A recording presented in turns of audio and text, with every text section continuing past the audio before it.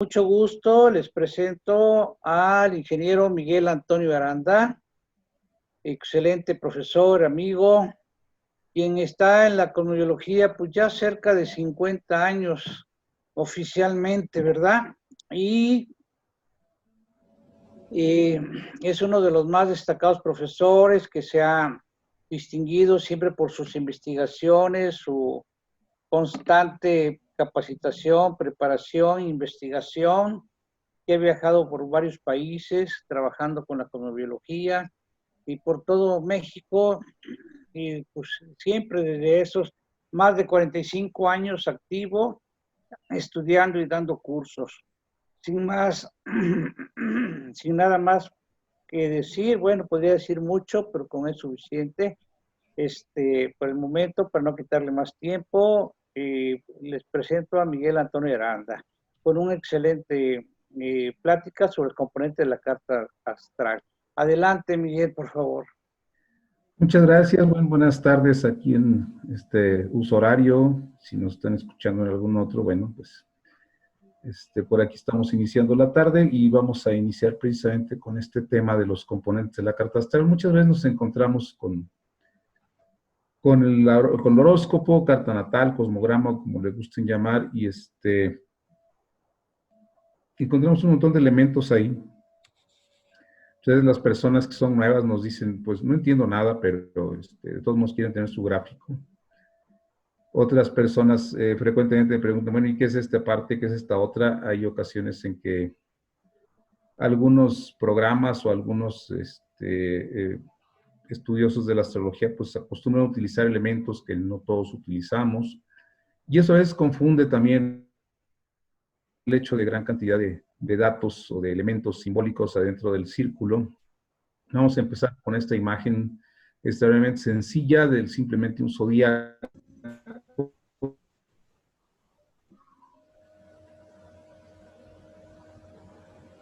Diferentes elementos que pueden pues,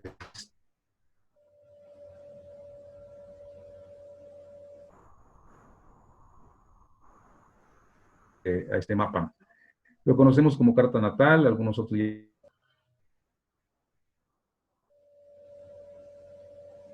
cosmograma también, o mapa natal. En la antigüedad, bueno, todavía el siglo antepasado, o principio del siglo pasado, se le llamaba radix, que muchas veces en los textos antiguos nos encontramos con este término, y en Europa también se le conoce a veces como natividad. Aquí tenemos dos formatos, un poquito diferentes, pero que básicamente contienen los mismos elementos, y que son los que vamos a estar analizando a lo largo de esta tarde. ¿Cuáles son los elementos que componen todo este mapa? ¿Qué nos dice este mapa? En primer lugar, tenemos que empezar por ahí. Se trata de un mapa. Un mapa nos indica los puntos en donde nosotros podemos transitar, por donde podemos transitar. Actualmente ya los mapas pues aparecen en forma digital, ya no son aquellos mapas de papel que conocimos nosotros. De hecho, vamos a tener un ejemplo aquí de un mapa digital astrológico, precisamente. Pero vamos a empezar, pues, decíamos, describiendo un poquito qué existe en este mapa. Un mapa, decíamos, es una ruta, nos permite trazar una ruta, mejor dicho, nos permite trazar una ruta por la cual transitar, y es el objetivo de nuestros mapas. Para transitar nuestra vida, para encontrar los puntos en donde vamos a tener bloqueos, los puntos donde vamos a tener un flujo adecuado de energía. Ok. Entonces decíamos que tenemos pues los 12 signos. Comentamos rápidamente que no coinciden con las constelaciones, sino que son precisamente estos generados precisamente por el paso del año, por las estaciones. Y no tienen nada que ver con bueno, sí tienen que ver, pero no coinciden, vamos, básicamente con lo que son las constelaciones y los grupos de estrellas. Es lo primero que nos llama la atención, el cielo, que es donde se va a basar precisamente todo nuestro mapa, en el cielo. De ahí vamos a partir, de ahí vamos a empezar. Y a partir del cielo vamos a ver qué se encuentra en el cielo. En fin, Los signos, sabemos, están divididos por ahí por elementos, por cualidades y demás. Bueno, no son temas que nos competen, pero bueno, es lo primero que nos llama la atención de los elementos de la carta, los 12 signos. Después tenemos que estos signos, como decíamos, pues tienen una realidad tridimensional, que es muchas veces lo que pasamos por alto. Como nosotros vemos una carta en 2 dimensiones, si lo vemos en una hoja, lo vemos plana, a veces nos pasamos por alto el hecho de que esos signos en realidad tienen una dimensión que no podemos observar, una tercera dimensión. Esto es, estamos hablando de una esfera, de esa esfera celeste, y lo que vamos a ver reflejado en la carta es la esfera celeste y la esfera terrestre. Aquí tenemos una visualización que permite intuir un poquito más esa tercera dimensión. Vemos que los signos tienen una latitud que nunca observamos en lo que es la carta, esto es, tienen un norte y un sur. Lo que observamos ahí simplemente es la longitud, cómo van de este a oeste, pero nunca observamos el norte y el sur, y los signos tienen un norte y un sur también, es decir, tienen una tercera dimensión. Y es lo que podemos observar en esta imagen. Debemos entender esto, toda la carta es una proyección en 2 dimensiones de un fenómeno que tiene 3 dimensiones. Y aquí es lo primero que vamos a ver. Esa es la realidad de nuestras cartas, o sea, una esfera celeste que vemos trazada simplemente en el círculo de los signos, una esfera terrestre que igual en vez de esfera vemos simplemente un circulito en la parte central de la carta, y los signos con sus latitudes. Esto es, los planetas también no solo se mueven en el sentido del este y el oeste, es decir, no solo en sentido directo y retrógrado, en longitud también se mueven en latitud, es decir, suben y bajan. No mucho, pero suben y bajan, y eso lo vamos a estar analizando también cuando vemos todos estos elementos de la carta. Y son elementos que vale la pena comentar por el hecho de que muchas veces los pasamos por alto, y eso nos provoca confusiones a veces con las cartas. Entonces, también son cosas que vale la pena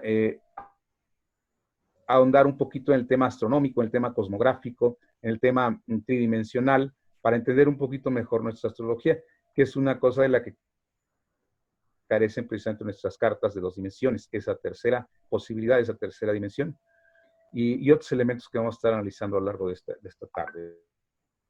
Bien, entonces tenemos las 2 esferas, y esas 2 esferas se van a ver reflejadas de esta manera, así como las veíamos aquí en 3 dimensiones. La esfera terrestre, obviamente, ahí tenemos el globo terráqueo al centro, tenemos una esfera aparente que rodea la Tierra, que es la esfera celeste. ¿Por qué es aparente? Porque si nosotros salimos y observamos el cielo, pareciera que estamos metidos dentro de una esfera, que fue una de las imágenes que se tuvo durante muchísimos siglos, antes de que entendiéramos realmente cómo funciona esta situación de las proyecciones, de las distancias reales que tenemos en nuestro universo. Anteriormente se pensaba que estábamos simplemente metidos en esta esfera, y esa es la misma aproximación que seguimos utilizando para simplificarnos las cosas. Pero esas 2 esferas que aquí se ven o se pretenden ver en 3 dimensiones, las vamos a ver en nuestra carta en solo 2. De la misma forma, tenemos una esfera celeste con los 12 signos, y tenemos una esfera terrestre, a veces representada en algunos gráficos con un pequeño círculo al centro, y a veces ni siquiera está representada, pero sabemos que estamos ahí al centro. Obviamente, en las perspectivas de las distancias no están en ningún momento en forma proporcional, vamos. Esa esfera terrestre sería prácticamente un punto comparado con la esfera celeste, pero bueno, aquí lo aparece con un pequeño círculo, no es nada proporcional, no es la escala de ninguna manera. ¿Por qué no nos interesa esa escala? Lo que nos interesa son otros detalles que vamos a estar analizando, precisamente de lo que nos muestra este mapa, esta carta natal. Bien. Entonces aquí tenemos la realidad, otra vez tenemos esa esfera celeste, esa esfera terrestre, cómo se generan los signos, lo vemos aquí precisamente.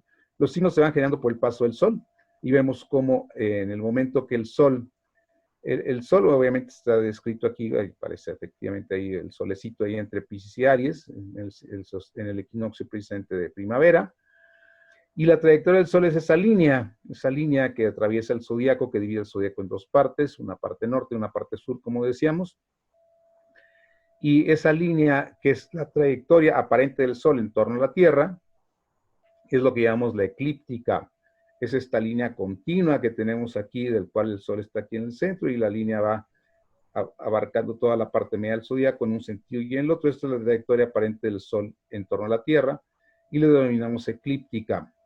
Bien, al norte de la eclíptica y al sur de la eclíptica tenemos los signos, aproximadamente son 8 grados al norte, 8 grados al sur. Es la pista, una pista por la cual los planetas van a ir transitando, se van moviendo. Bien, tenemos la Tierra aquí al centro y vemos que la Tierra tiene un ecuador, que es su ecuador terrestre, lo que ya conocemos, lo que conocimos en geografía básica, el ecuador de la Tierra, los polos de la Tierra, el polo norte y el polo sur. Vemos cómo la eclíptica está inclinada con respecto al ecuador, que es esta línea punteada que tenemos por acá, porque ese ecuador de la Tierra lo proyectamos hacia el cielo y tenemos un ecuador celeste también. Vemos que la eclíptica y el ecuador son dos cosas diferentes. Aquí tenemos mencionado el ecuador celeste y la eclíptica, que es esta línea que decíamos aquí en medio. Bien, los equinoccios, aquí donde se encuentra el Sol, en Aries, el equinoccio de otoño acá en Libra, solsticio que estamos a punto de vivir en estos días por acá, este solsticio de verano, dentro de 6 meses el solsticio de invierno exactamente. Bien, entonces esto es cómo se van generando los signos debido precisamente a la trayectoria del Sol, en primer lugar, que genera la pista de la eclíptica. Después hacemos una pista al norte y al sur, o hicieron los antiguos, determinaron una pista al norte y al sur que da origen precisamente a este zodíaco, en donde los planetas se van moviendo, y precisamente en este tránsito del Sol desde la primavera hasta el verano, pues tenemos los primeros 3 signos, los signos de primavera, Aries, Tauro y Géminis, que estamos terminando en estos días, y inicia Cáncer dentro de un día o dos. Entonces, así es como tenemos ahorita ya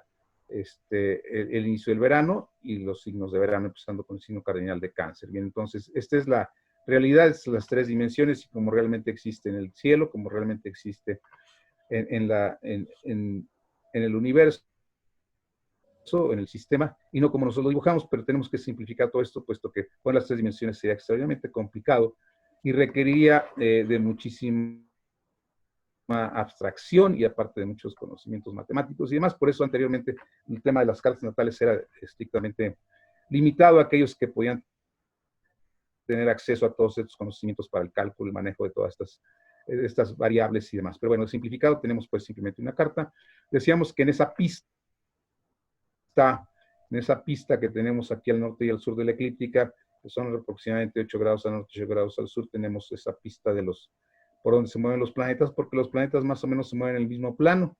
Aquí tenemos los planetas interiores, tenemos al Sol, tenemos a Mercurio, Venus y el Rey Marte, que se mueven más o menos en ese mismo plano, nunca se exceden de esos 8 grados, ni siquiera los demás, Saturno, Urano, Júpiter, Saturno, Urano y Neptuno tampoco se exceden de esa pista.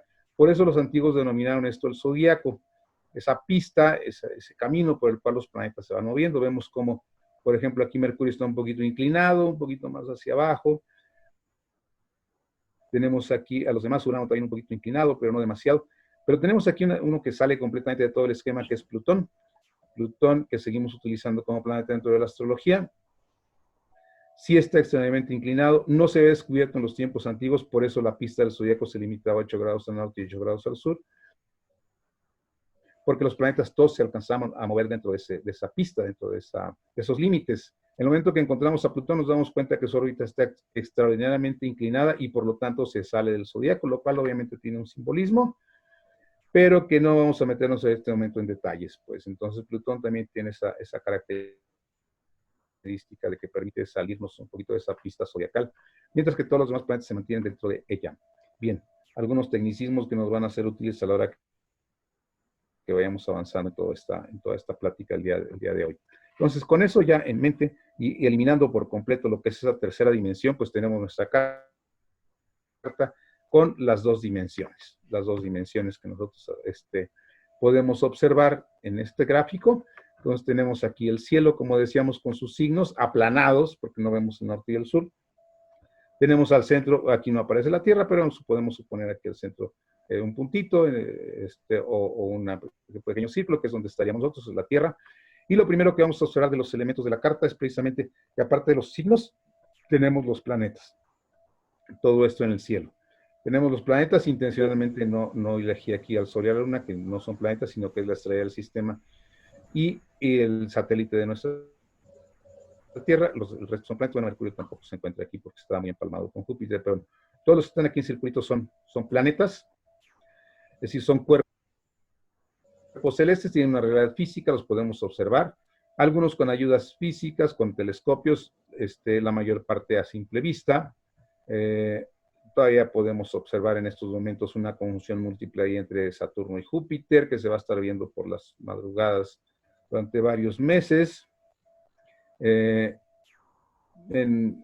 También está metido en esa conjunción Plutón. Bueno, no es la carta de lo que estamos viendo ahorita en el cielo, pero es otra carta, simplemente aparecen aquí los planetas y decíamos, algunos de ellos son visibles a simple vista. Venus se puede ver muy fácil a simple vista, igual que Júpiter, Saturno o Marte. Mercurio a veces cuesta un poco de trabajo, pero también se puede ver a simple vista, que son los que conocían los antiguos.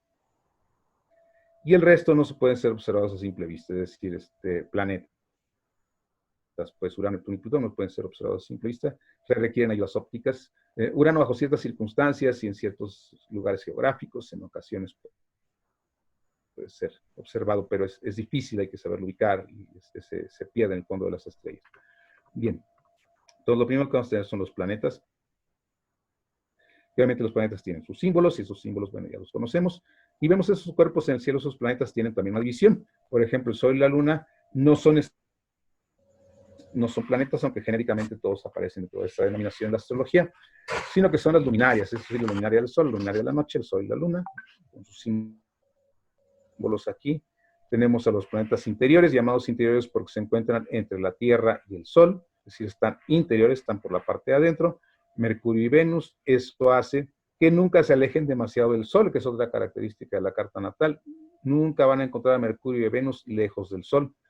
Mercurio se alejará a unos 30 grados del Sol, cuando mucho. Venus no pasa de unos 50, 60 grados, no se alejan demasiado del Sol, porque están precisamente metidos dentro de la órbita de la Tierra, están por la parte de adentro. Fuera de la órbita de la Tierra, es decir, más allá de la Tierra, tenemos a los planetas exteriores, desde Marte hasta Plutón. Aunque, bueno, esta es una terminología estrictamente astronómica, no es como los manejamos en la astrología. En la astrología hablamos de planetas personales, de planetas transpersonales, en fin, sociales. No, estos son los planetas desde el ángulo astronómico, o sea, los planetas exteriores, todos los que están más allá del Sol, digo, más allá de la Tierra, se consideran como exteriores. Y todos ellos pueden, en un momento dado, hacer cualquier aspecto con el Sol. Es decir, puede estar en oposición, o puede estar en conjunción, puede estar en cuadratura, cualquier aspecto. Mercurio y Venus jamás van a poder estar en cuadratura con el Sol. Lo más que puede alcanzar Mercurio es un semisextil, lo más que puede alcanzar Venus es un sextil, un poco forzado, pero es todo lo que pueden alcanzar. Los demás planetas pueden estar en cualquier aspecto. Tenemos aquí también los símbolos que ya conocemos. A veces el Urano aparece con esas dos curvas en forma recta, como si fuera una H, debido precisamente a su descubridor, Herschel.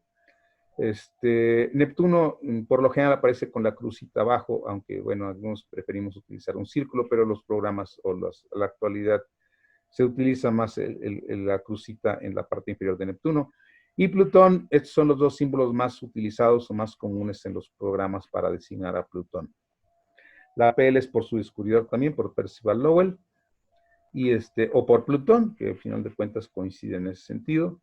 Y el otro símbolo que también es muy utilizado, muchas veces los programas permiten elegir cuál de esos dos símbolos queremos utilizar, con cuál nos sentimos más cómodos, pero lo pueden encontrar a veces en las cartas con uno o con el otro de manera distinta. En algunos casos muy raros encontramos con que Urano aparece con un símbolo igual a Marte, pero con un punto en el centro, como si fuera un sol. En muy raros casos puede aparecer Urano con ese otro símbolo que no se utiliza mucho, pero también designa a Urano. Bien, por en caso de que alguna vez se hayan encontrado algo así, se refiere estrictamente a este planeta con otro símbolo muy poco conocido, o muy poco utilizado, mejor dicho.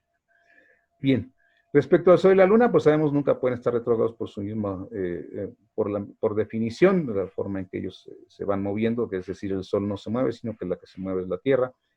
Parece que el Sol se mueve y por lo tanto nunca puede estar en retrogradación. La Luna se gira en torno a la Tierra, tampoco puede estar en retrogradación. Todos los demás planetas pueden caminar aparentemente hacia atrás por efecto de las combinaciones entre los movimientos de un planeta y otro. Pareciera en un momento dado caminar hacia atrás, que es la famosa retrogradación de los planetas. que lo vamos a encontrar con una pequeña R a un lado del planeta. Cuando esto está sucediendo, en este momento, si no me equivoco, ya está Mercurio retrógrado también. Venus está por terminar su retrogradación. En fin, hoy tenemos muchos planetas retrógrados. Vemos que tienen alrededor de 4 o 5 retrógrados en este momento. Bien, algunas características de los planetas y cómo van a aparecer en la carta como elementos básicos o fundamentales de la carta. Sabemos que al final de cuentas, los planetas son los que hacen una de las partes más importantes de la carta. O sea, el planeta es el que emite, genera un campo con el cual nosotros nos vamos a sintonizar. A veces nos sintonizamos de mejor manera y a veces no de tan buena manera, y eso precisamente es lo que da la dinámica de la carta. Si no estamos bien sintonizados con uno de estos campos, van a surgir de maneras muy violentas estos planetas en nuestra vida, estos impulsos, estas energías, como les gusten llamar. Yo prefiero llamarlos campos o impulsos. Entonces, estos impulsos, si no podemos afinarnos adecuadamente bien con ellos, es cuando vamos a tener problemas, que después le podemos echar a la cuadratura, o le podemos echar al tránsito, qué sé yo, podemos echar la culpa a lo que sea. Lo que pasa es que nosotros realmente somos los únicos responsables por no habernos aprendido a conectar adecuadamente con estos impulsos. Bien, entonces la base, dijéramos, el alma de la carta van a ser los planetas. Los signos funcionan como elementos que matizan el impulso planetario. Esto es, los signos funcionan una especie de escenarios en donde los grandes actores, que son los planetas, se van a manifestar, van a generar estos campos de manifestación, estos campos de energía, estos campos electromagnéticos, como cada quien los quiera definir. De hecho, no hay nada todavía definido respecto a cómo es que funciona esto. Ahorita estamos trabajando un poquito con el tema de la posibilidad de que se trate más bien de campos de manifestación que tienen una realidad física en los planetas, pero que no por eso dejan de existir en otro lado. Sobre todo actualmente ya estamos hablando de una posibilidad de enviar seres vivos a otras partes. De hecho, ya tenemos seres vivos viviendo en una estación espacial fuera de la Tierra y bueno, seres humanos, pues. Y ya se está hablando mucho de Marte y otros elementos de viajar a otras partes, a otros puntos, de regresar a la Luna, en fin.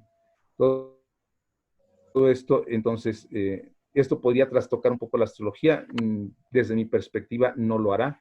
Simplemente tendremos que percibir las cosas de una manera distinta, pero bueno, ese es tema de otro asunto. Vamos a ver de otro tema. Es otro tema que podemos traer en otra ocasión, de cómo funciona todo esto. Bueno, son los cuerpos más importantes o los básicos.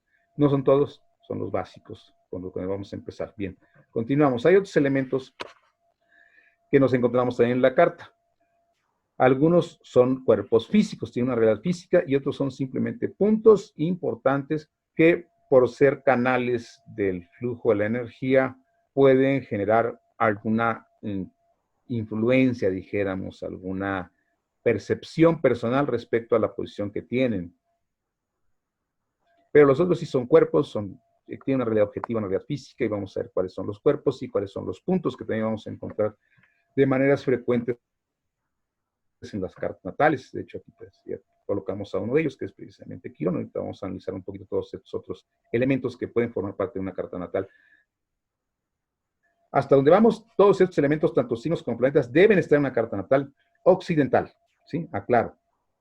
Tanto estos planetas que acabamos de ver como los 12 signos deben aparecer en una carta natal hablando de la astrología desde el ángulo occidental.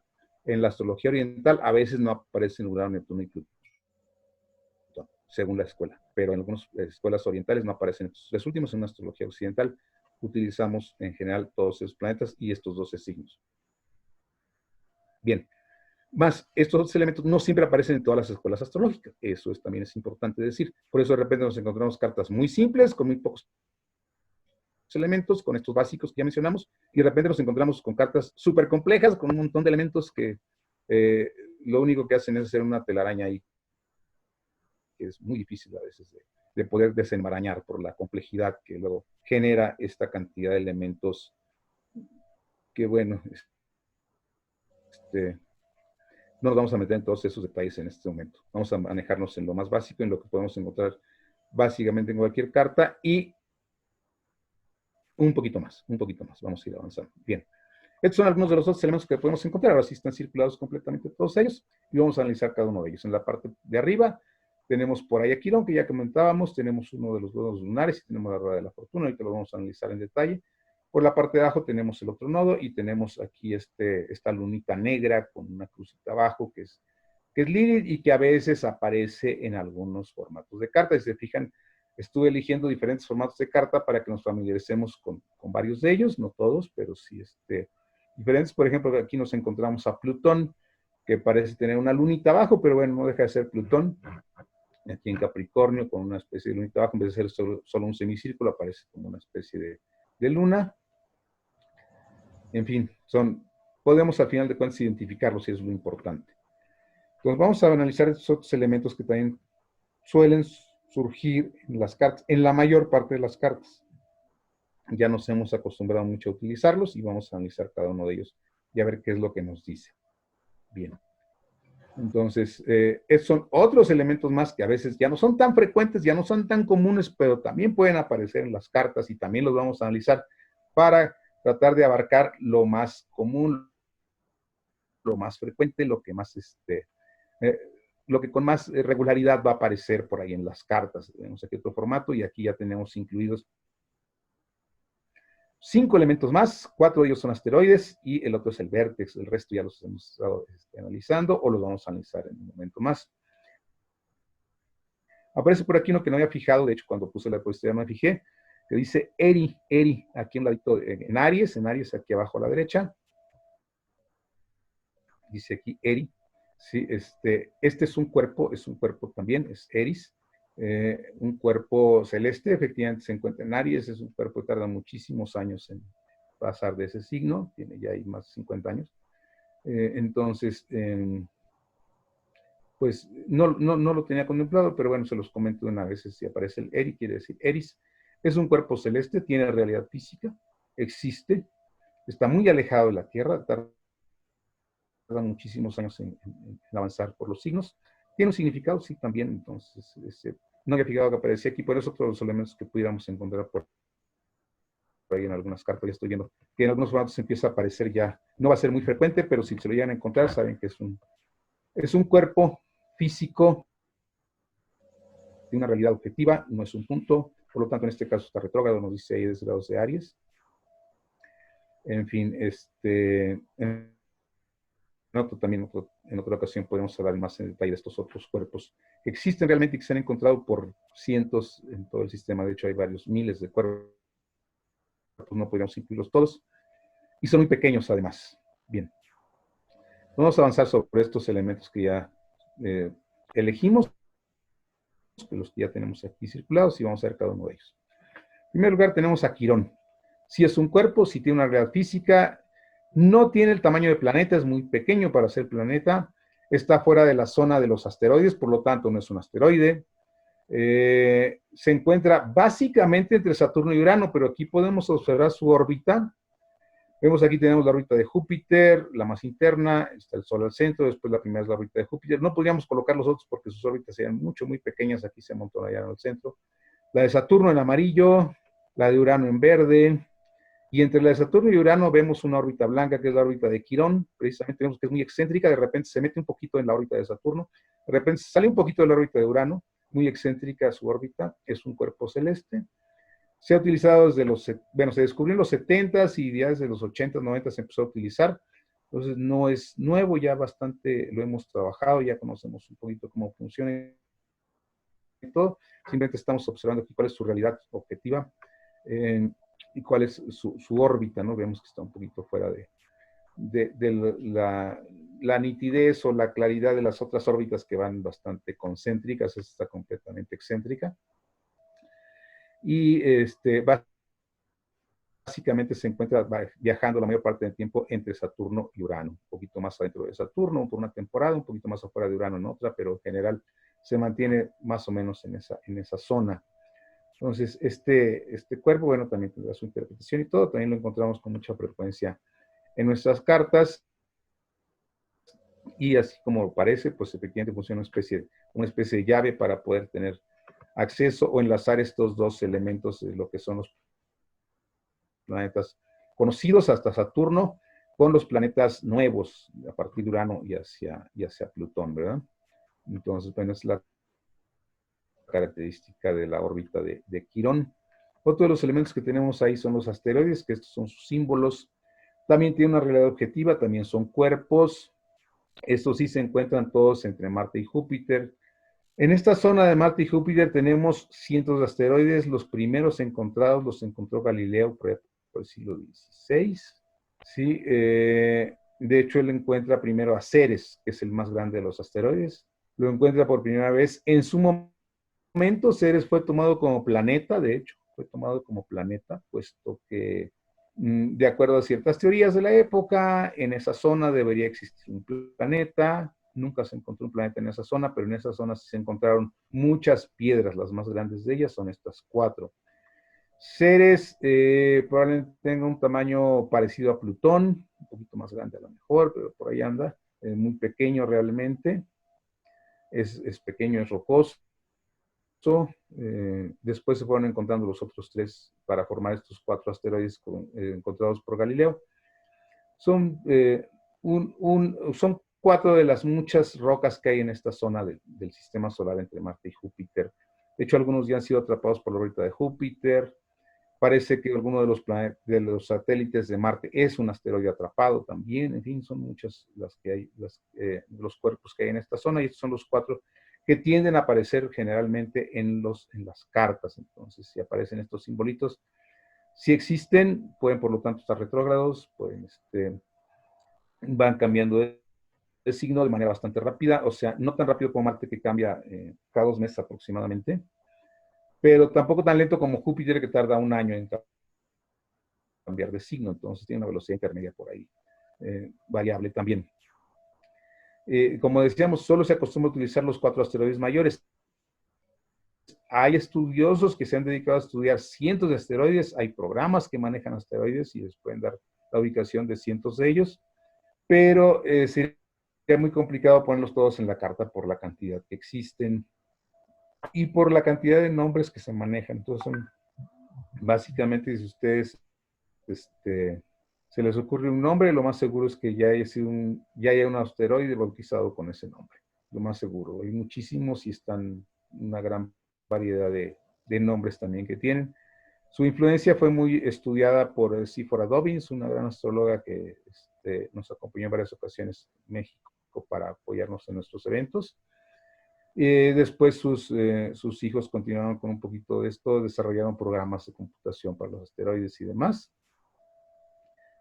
Y es el estudio más vasto que yo conozco respecto a asteroides, el que hizo esta astróloga.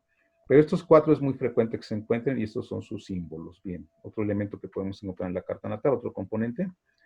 Representan áreas de lo femenino, estrictamente. Todas son diosas. Vemos Ceres, la diosa de la agricultura, la diosa de por ahí viene la palabra cereal precisamente, de las cosechas. Palas no es otra cosa que la famosa Minerva, la Palas Atenea de los griegos. Vesta, esta diosa virgen, que tenía sus templos en los cuales estas vestales, que se les llamaba, mantenían el fuego, por eso ese símbolo que parece una flamita que surge por ahí, de la UV. Y Juno, la esposa de Júpiter, esta diosa celosa, protectora del matrimonio.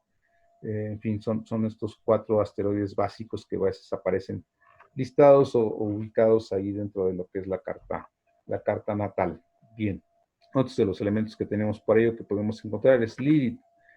Lilith en realidad no es un cuerpo físico, es un punto sensible. Sí, esta es una exageración realmente. Hemos exagerado, o se ha exagerado mucho en este dibujo la órbita de la Luna. No es tan excéntrica, no está tan aplanada, dijéramos, tan elíptica, pero para que se pueda entender, una elipse, como vemos, tiene lo que llamamos 2 focos. Un círculo tiene un punto y conforme ese círculo se va alargando o se va haciendo una elipse, ese punto, ese centro se va abriendo y va dando origen a 2 focos que funcionan efectivamente para poder generar la elipse, para poder generar la elipse cuando nosotros lo hacemos con elementos geométricos, es decir, con compás y con lápiz. Entonces, ocupamos los dos focos para poder realizar la elipse. De hecho, con una cuerda y esos dos focos, indicando, por ejemplo, un clavito en esos dos focos, una punta, podemos generar la elipse con una cuerdita, así como una liga, pues, o sea, con una cuerdita cerrada, podemos generar la elipse fácilmente. Pues, bueno, esos son los focos y para eso sirven.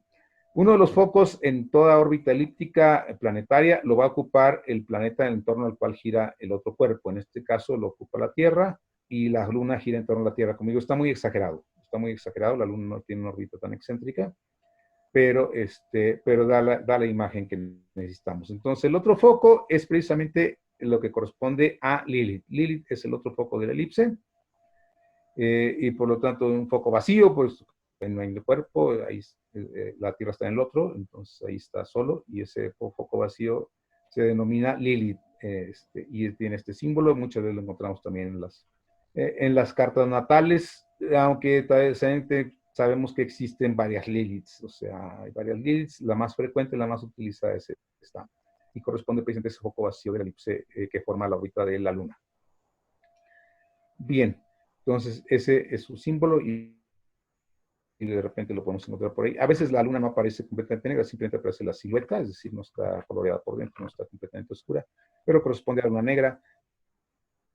Igual no nos vamos a tener ahorita con temas relacionados con lo que es la interpretación de todo esto. Simplemente estamos hablando de los elementos, pero podría aparecer, y hay quienes les gusta mucho utilizarla. De manera opuesta a Lilith, a veces nos aparece otro punto por ahí que sería Priapo, pero está como los nodos exactamente opuesto a Lilith. Son términos que no todos los astrólogos utilizamos, entonces ahí sí ya es cuestión de gusto si van a utilizar estos elementos o no en su interpretación. Bien, otro de los elementos que nos encontramos muy frecuentemente y que deberían de hecho aparecer en cualquier carta son los nodos de la Luna, también conocidos como la cabeza y la cola del dragón. Estos puntos, aquí tenemos otra vez nuevamente la Tierra, al centro tenemos a la Luna girando toda la Tierra, pero para poder entender los nodos necesitamos también colocar la órbita aparente del Sol en torno a la Tierra, que es lo que se genera cuando nosotros, como quien dice, hacemos a la Tierra fija, entonces el que gira en torno a la Tierra es el Sol. Y eso genera esa eclíptica, la eclíptica que es esa trayectoria del Sol que vemos ahí en la línea continua, mientras que la trayectoria de la Luna está ligeramente inclinada con respecto a la trayectoria del Sol, y entonces estas dos elipses, estos dos grandes círculos, se van a cortar en dos puntos exactamente opuestos, y esto es lo que genera precisamente los nodos de la Luna. Son puntos sensibles, deben aparecer en las cartas, tienen un simbolismo muy importante, y lo que nos habla es precisamente de los puntos de cruce entre estas dos trayectorias. ¿Dónde se cruzan los cuerpos? Es donde se cruzan las trayectorias. Cuando coinciden el Sol y la Luna sobre alguno de estos dos puntos, tenemos un eclipse. Deben coincidir con alguno de los dos puntos o con los dos. Si coinciden con los dos, el eclipse es de Luna, el Sol está de un lado, la Luna está del otro. Si coinciden sobre el mismo punto o sobre cualquiera de los dos nodos, tenemos eclipse de Sol, que vamos a tener también en unos días, porque están ahorita acercándose precisamente. Entonces, esto obviamente sucede, si vemos las trayectorias, sucede 2 veces al año. Tenemos 2 eclipses del Sol al año, a veces 3 si tenemos un muy al principio, podemos tener otro muy al final del año. Pero lo normal, por regla general, tenemos 2. Y igual podemos tener 2 eclipses de Luna. Como no tiene que ser exactamente sobre los nodos, hay una variación, hay una tolerancia, dijéramos, una orbe. Como en este caso, pues vamos a tener 2 eclipses de Luna en 2 meses seguidos. ¿Por qué? Porque estaba uno de un lado del nodo y el otro del otro lado del nodo. Entonces, eso lo pueden checar en las cartas, ¿no? Pero eso es lo que son los nodos y así es como funcionan. Esos son los puntos donde se hacen los eclipses, precisamente. Ya la interpretación, como decimos, ya es otro tema, pero eso es la parte técnica y los nodos aparecen o deben aparecer en cualquier carta occidental como la manejamos. De hecho, para los hindúes también aparecen en todas sus cartas, denominados como Rahu y Ketu, ambos nodos, entonces también son frecuentes en las cartas orientales. Bien, un poquito respecto también a estos elementos astronómicos de la carta natal. Bien, tenemos por último la rueda de la fortuna de los elementos que habíamos comentado, habíamos dicho que eran estos. estos elementos. Tenemos la rueda de la, nos falta uno, ya me acordé. La rueda de la fortuna. La rueda de la fortuna es un punto arábigo. Los puntos arábigos es una astrología desarrollada precisamente por los árabes, de ahí los nombres, en donde ellos ubicaron puntos sensibles a lo largo de toda la carta, haciendo sumas y restas con las longitudes de los planetas o de los elementos de la carta, a veces con el ascendente, con el medio cielo, con algún planeta, en fin, hacían sumas y restas simplemente. Y el que ha permeado, el que se ha quedado más con nosotros, el que más ha llegado hasta nuestros días, es este punto arábigo que es la rueda de la fortuna. Se obtiene utilizando las longitudes en el zodiaco del Sol, de la Luna y del ascendente. La fórmula no la doy porque existe una forma de calcularla para horóscopos diurnos, es decir, con el Sol arriba del horizonte, para horóscopos nocturnos con el Sol abajo del horizonte.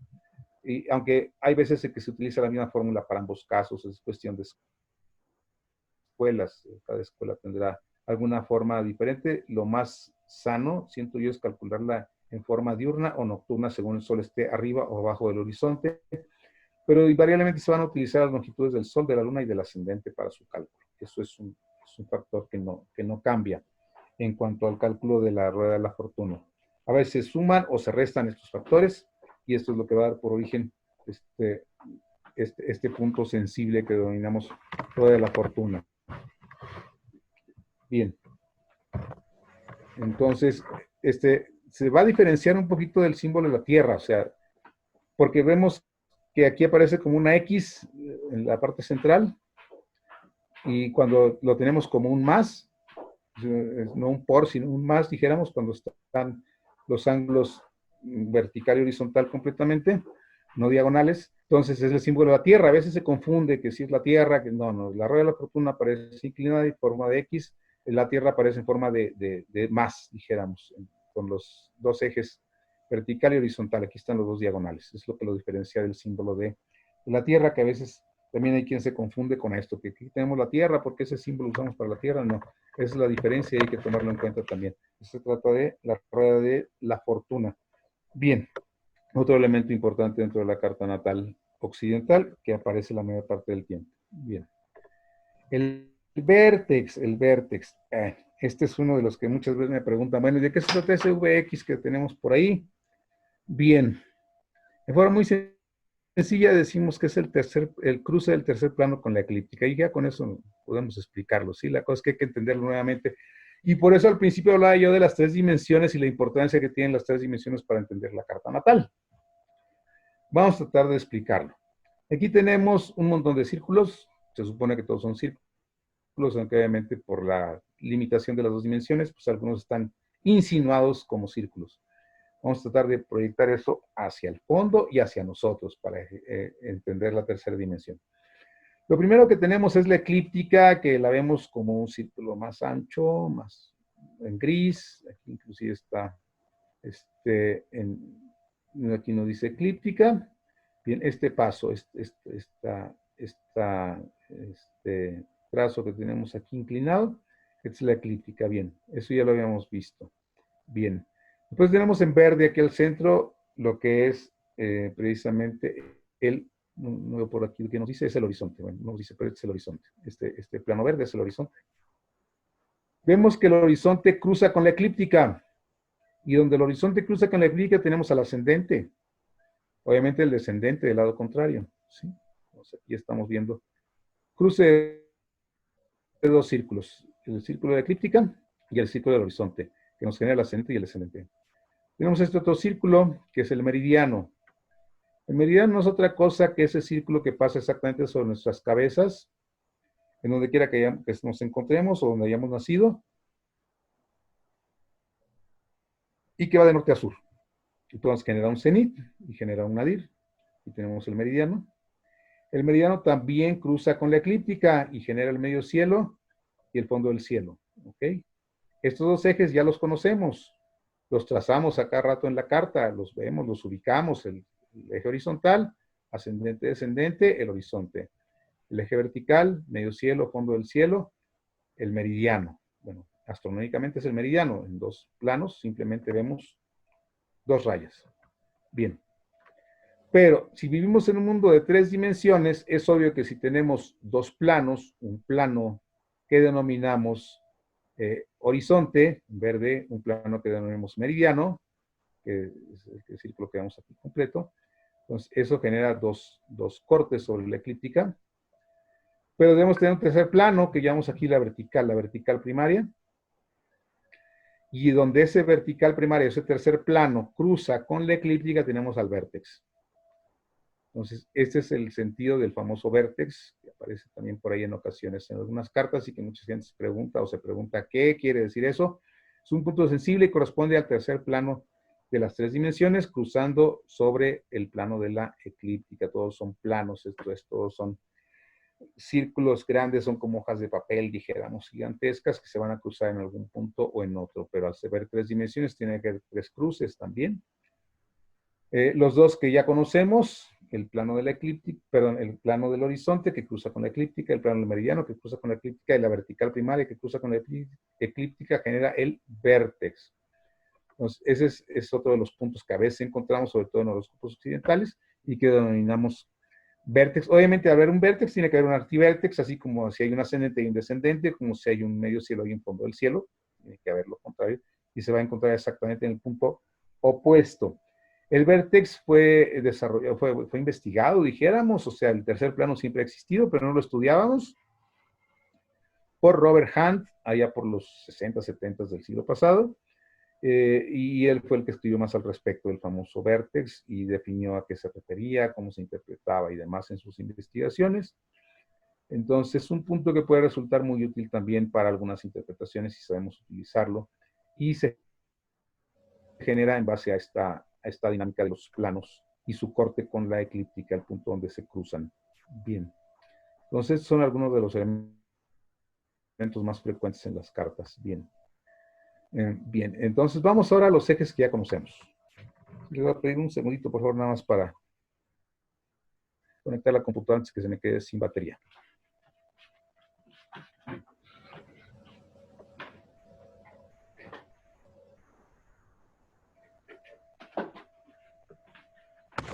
Bien, aquí de regreso. Decíamos que los ejes, que ya mencionamos hace un momento, que lo vamos a analizar nuevamente, podemos tener aquí el mismo gráfico, a lo mejor con un poquito de más datos, un poquito de más letras. Tenemos nuevamente en verde el plano del horizonte, que obviamente aparece aquí el ascendente y el descendente, cruzando con la eclíptica, que vuelve a aparecer como este círculo grisecito y más amplio. El meridiano donde cruza está el medio cielo y está el fondo del cielo, o Imuncheli, como lo decimos a veces en latín también. Entonces, y la vertical primaria, este gran círculo que llamamos de vertical primaria, que va a generar, decíamos, el vértex, que aquí no aparece indicado, y el antivértex. Bien, aquí lo que nos interesa básicamente son estos otros, pues, el ascendente, el descendente, el medio cielo, acá arriba, y el fondo del cielo. Bien, estos son los famosos ejes que nosotros vemos dibujados como rayitas nada más, pero que en realidad no es más que una representación de una imagen de dos dimensiones, de una imagen que tiene tres dimensiones. Entonces, eso a veces, como decíamos, es importante para poder entender a fondo, para poder entender realmente cómo es que funciona la astrología. La astrología no es una hoja con unos cuantos elementos ahí. La astrología va mucho más allá.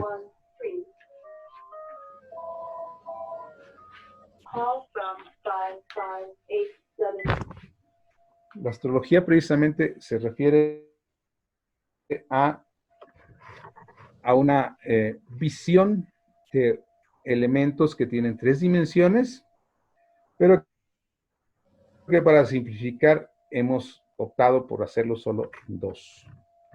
Eso lo hace fácil para muchos, pero elimina cosas muy importantes y da a veces imágenes deformadas también. Hay que tomar eso en cuenta. Bien. Pues bueno, así es como lo vemos en nuestra carta, como es muy simplificado, aquí no hay ningún problema para entenderlo. Dan orígenes a los ángulos, ya lo habíamos comentado acá en esta de tres dimensiones, pero en esta simplemente vemos las dos que estamos acostumbrados y vemos cómo tenemos aquí los ejes, los llamamos ejes que generan los cuatro ángulos. El ascendente y el medio cielo que siempre los estamos tomando en consideración para aspectos, los estamos tomando en consideración para para conjunciones, para demás elementos, cruces importantes y demás. Pero los otros ángulos, aunque con menor intensidad, también forman parte de la carta y también son importantes a la hora de la interpretación. No los descuiden, no descuiden estas partes que a veces pueden dar indicaciones también interesantes. Los otros dos ángulos, bien. Obviamente ya tenemos los cuadrantes, tenemos aquí 4 cuadrantes y esos cuadrantes los vamos a dividir en 3 partes y es el último de los elementos de la carta que vamos a estar analizando aquí. Ya vimos todo lo que son los elementos en el cielo, vamos a analizar este otro elemento que son las casas. Bien, entonces esos cuadrantes los vamos a dividir en 3 partes. ¿Cómo los vamos a dividir? Bueno, ahí viene lo interesante. Es el origen de las 12 casas. ¿Cómo lo vamos a dividir? Bueno, rápidamente, porque si no nos tendríamos que meter en una clase de cosmografía. Diremos lo siguiente. Podemos dividirlos en conocer, vamos a regresar un poquito para acá. ¿Cuánto tarda el Sol en cruzar el ascendente, es decir, cruzar el horizonte y llegar al medio cielo? ¿Cuánto tiempo tarda el Sol? ¿Sí? Dependiendo de la época del año va a tardar diferente cantidad de tiempo. Entonces podemos dividir el tiempo que tarda el Sol en llegar y obtenemos las 2 casas, que sería aquí la 12 y la 11, 11 y 12. Obviamente, si checamos el tiempo que tarda el Sol en llegar del medio cielo a su ocultamiento al descendente, pues obtendremos las otras 2 casas, la 8 y la 9. Por consecuencia, pues obtendremos las opuestas. Entonces tenemos las 12 casas dividiendo el tiempo. Hay sistemas de casas que dividen en tiempo. Hay sistemas de casas que dividen en espacio. ¿Qué tanto espacio recorre el Sol desde el ascendente hasta el medio cielo?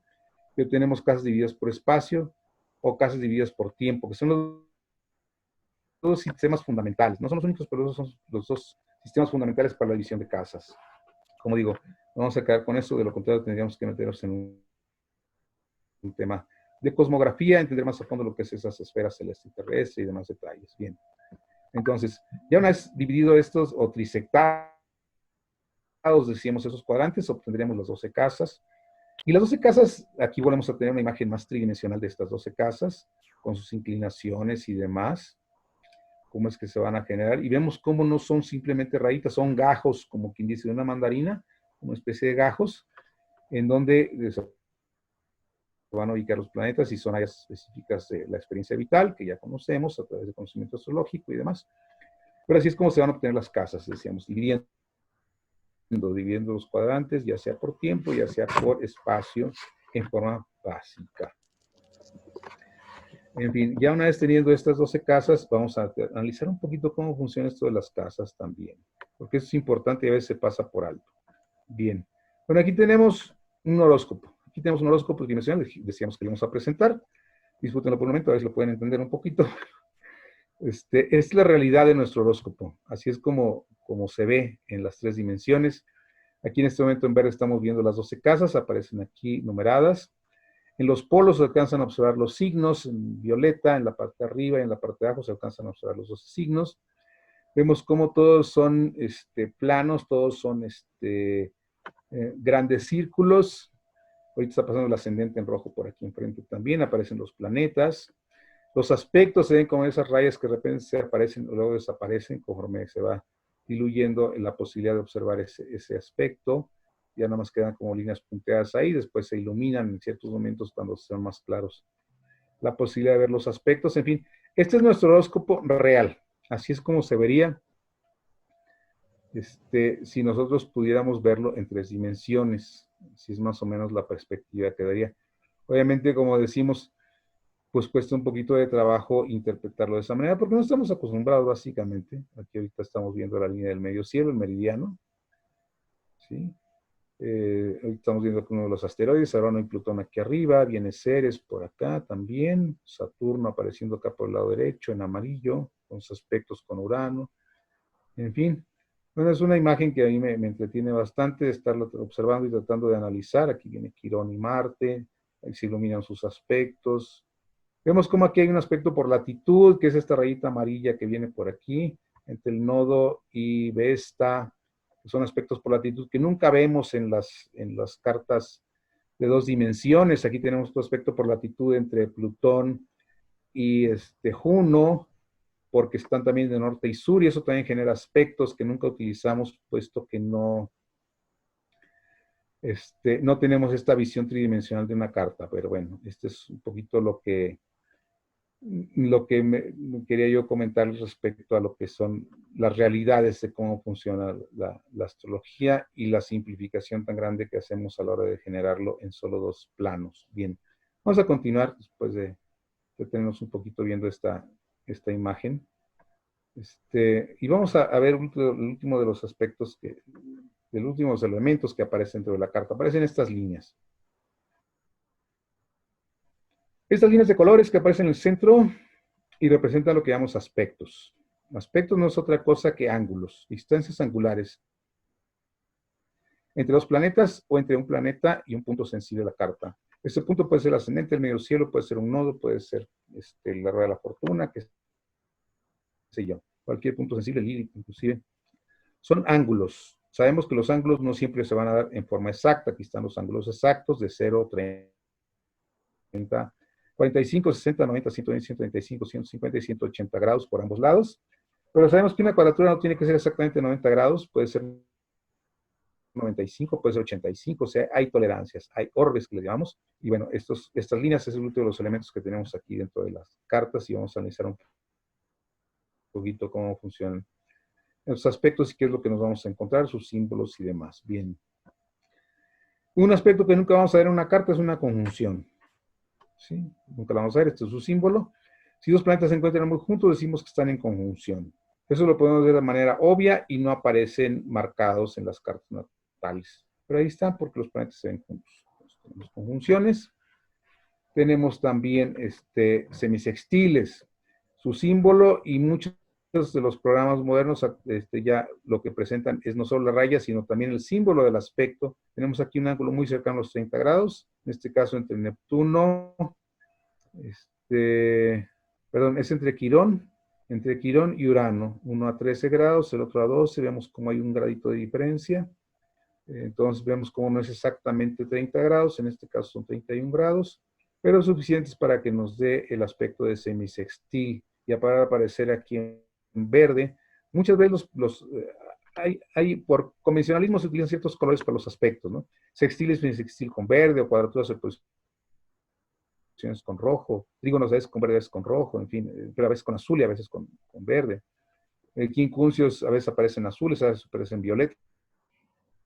Eso depende de cómo estén configurados los programas. Ustedes pueden cambiar la configuración de los colores de sus aspectos si ustedes lo desean, el programa de las opciones por regla general. Sobre todo los programas más completos lo dan. Entonces, eso ya depende de los gustos. Hay quienes manejan ciertos colores, hay quienes manejan una gama más limitada, y hay quienes no manejan colores, simplemente se dedican a colocar los simbolitos ahí bien. Por eso estamos ya terminando lo que es todos los elementos de que corresponden a la carta natal. Entonces vamos unos minutos más para cerrar con esto. Terminamos con los aspectos en primer lugar. Tenemos después el sextil, también con este símbolo, muy parecido a un asterisco, aunque no completamente, en verde por lo general. Es un flujo más natural de la energía, en donde los planetas están más armonizados en cuanto a su influencia. Aquí tenemos las orbes o el fenómeno de las orbes, como vemos a Plutón aquí a 9 grados y vemos a Neptuno a 4 grados, entonces son 5 grados de tolerancia, es bastante amplia la orbe. O bueno, porque sí aparecen efectivamente los dos sextiles, tanto con Neptuno como con Quirón,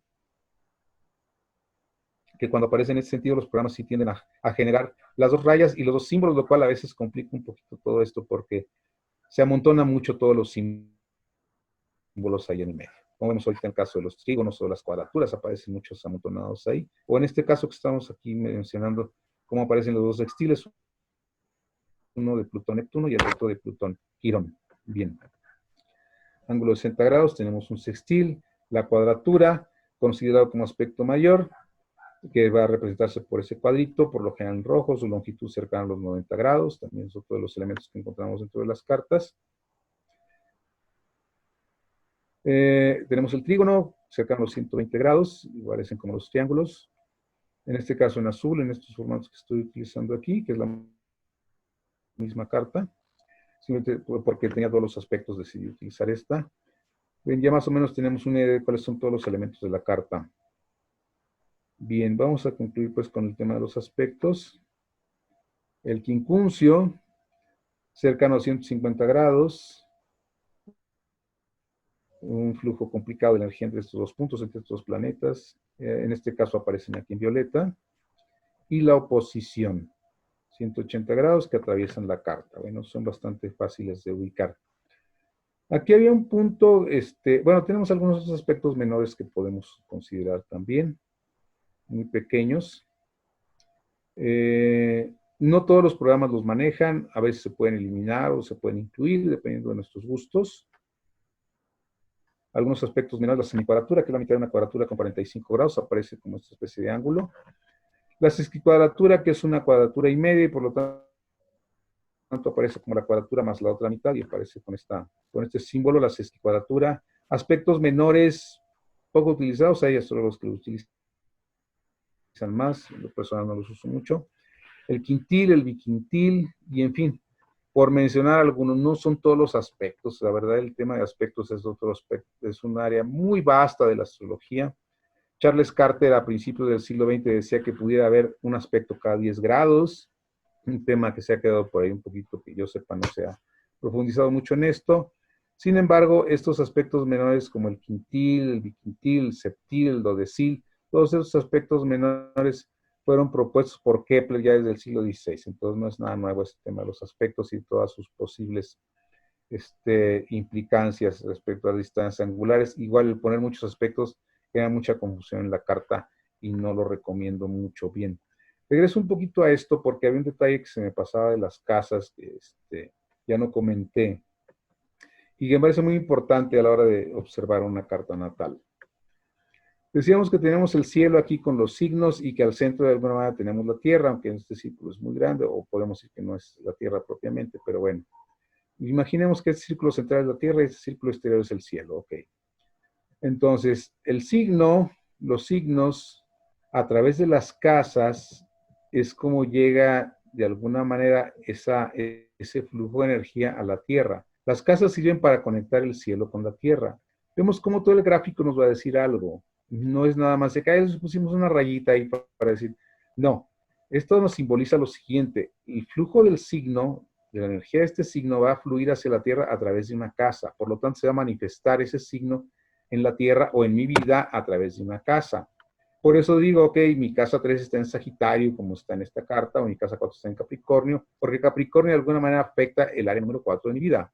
Cuando tenemos signos en medio, es decir, que las casas son muy amplias, un signo queda interceptado, que luego yo no sé por qué dicen casas interceptadas, el que está interceptado es el que queda interceptado entre dos casas es el signo, o en una casa. Entonces, la energía, el flujo de ese signo no me llega y queda inconsciente de alguna manera porque no hay forma de que acceda de manera directa a la Tierra. Y si hay un planeta metido en ese signo, al igual que el signo, me queda inconscientizado. A mí me cuesta más trabajo conectarlo porque no hay una línea que me conecte. Entonces, otro elemento importante también en el manejo de la carta natal que a veces nos pasa por alto y que no quería dejarlo pasar ahorita que mencionamos un poquito respecto a las casas.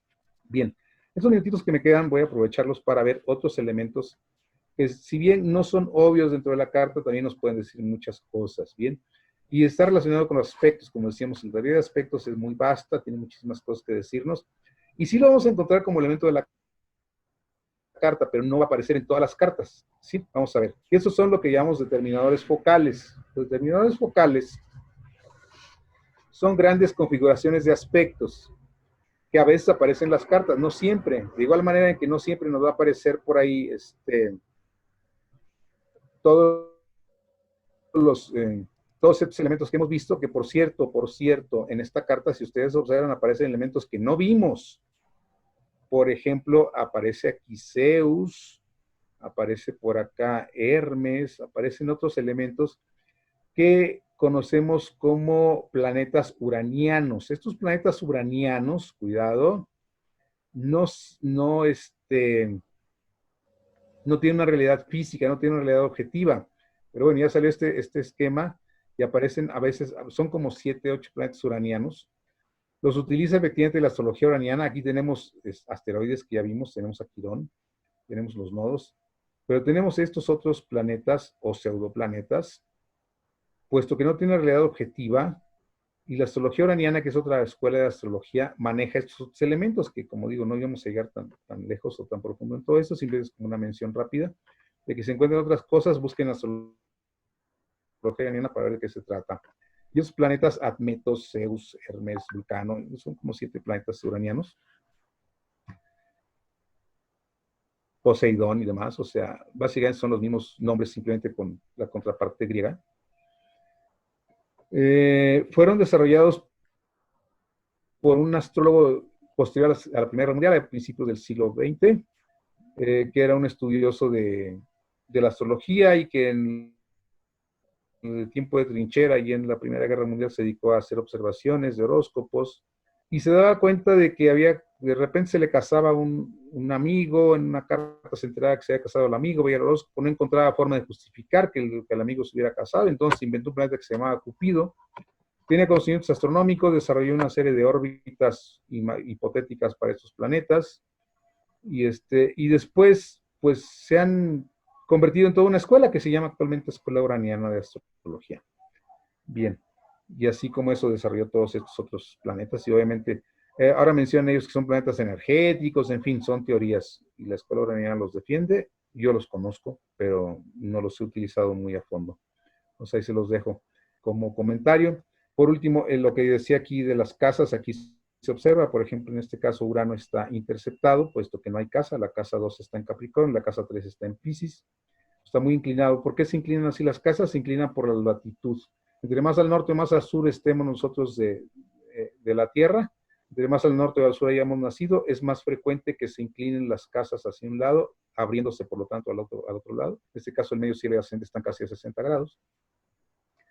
Entonces se acumulan aquí 3 casas de manera muy cerrada, mientras que las otras 3 se abren, dejando por lo tanto interceptados aquí a Urano, perdón, a Leo y a Acuario. Y por lo tanto todos esos planetas metidos en Leo y metidos en Acuario van a ser difíciles de conectar por efecto de que no hay una forma de que ese signo conecte con la parte terrestre. Viene un poquito para explicar lo que decía hace un momento.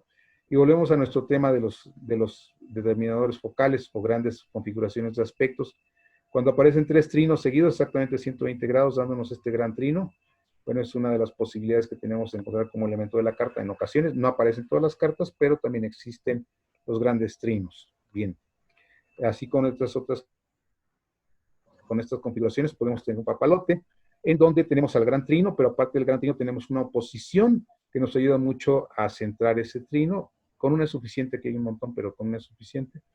Y esa oposición a su vez genera 2 sextiles que va a generar esta figura muy parecida a un papalote, y de ahí el nombre.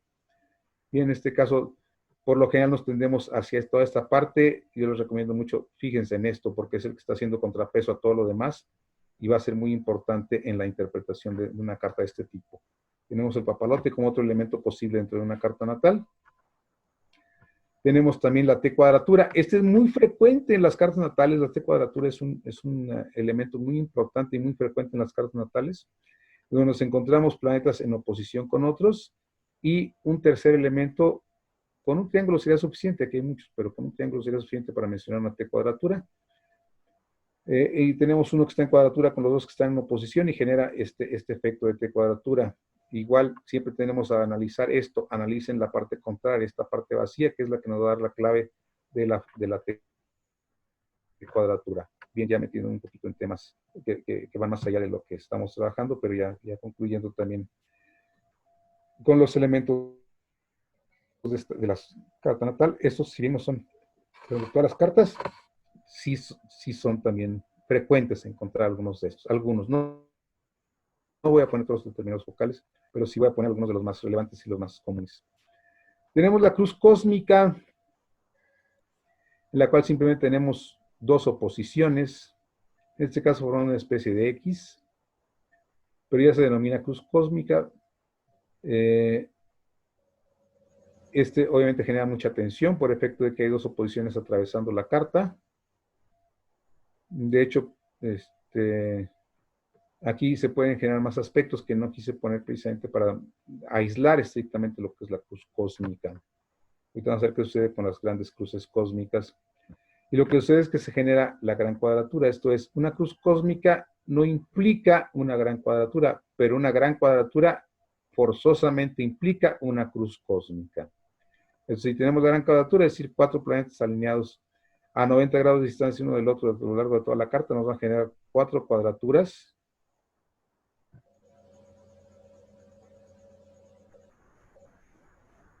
A ver, ahorita regreso, aquí ando. Aquí en la pantalla, ¿ok? Estamos acá con la gran cuadratura. Que decíamos, si bien no es común, tampoco es raro, demasiado raro encontrar grandes cuadraturas. En este caso, aparte de la gran cuadratura, nos encontramos con un gran trino también, que tampoco es raro encontrar que se combinen los aspectos. Casi con el papalote, puesto que aquí tenemos la oposición y uno de los sextiles, el otro no aparece por estar un poco abierto.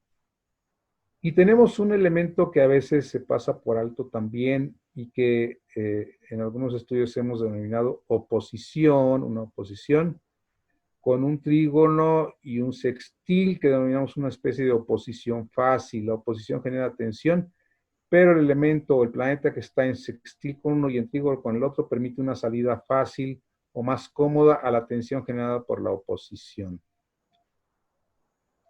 Tiene algunos determinados focales que pueden ser elementos de la carta en un momento dado.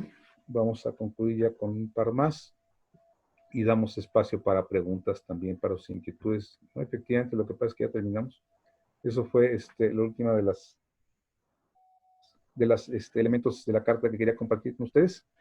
Y ahora sí, pues dejamos abierto el derecho a palabras. Si quieren hacer comentarios, preguntas, sugerencias, dejamos abierto ahorita el micrófono para que nos compartan aquí nuestros compañeros que están administrando, nos están haciendo el favor de dirigir aquí la sesión. Adelante, Fernando, Javier, Francisco. Hay dos preguntas en el chat, Miguel, no sé si las puedas ver. A ver, ahorita me meto al chat. Dejar de compartir. Ok. En el chat que tenemos aquí. Hasta abajo. Ok. ¿La vertical primaria se corresponde con el ecuador? No. No. Una cosa, el ecuador tiene que ver, vamos, está a 90 grados la vertical primaria del ecuador, dijéramos. ¿Sí? Entonces, no se corresponde con el ecuador. Los paralelos. Los paralelos son aspectos de latitud, no de longitud. Lo que nosotros vemos en 2 dimensiones es la longitud. Es decir, si pudiéramos ver nosotros la carta, veríamos que aquí tenemos una conjunción, 2 planetas muy cercanos, ¿sí? Pero están así, están además en paralelo. Esto es, hay una distancia entre uno y otro y este es un aspecto de paralelo. ¿Sí? Eso no lo vemos porque no tenemos 3 dimensiones en la carta. Bien, ¿son las que alcanzo a ver? ¿Hay alguna otra? Sí, sobre qué es la eclíptica. ¿Qué es la eclíptica? La eclíptica no es otra cosa que la trayectoria aparente del Sol alrededor de la Tierra. Esto es la pista por la que el Sol se mueve en torno a la Tierra a lo largo del año. Eso es la eclíptica. Ah, ya la vi que es la eclíptica, sí. Entonces, bueno, como digo, son términos astronómicos. Si quieren, nos vamos un poquito aquí a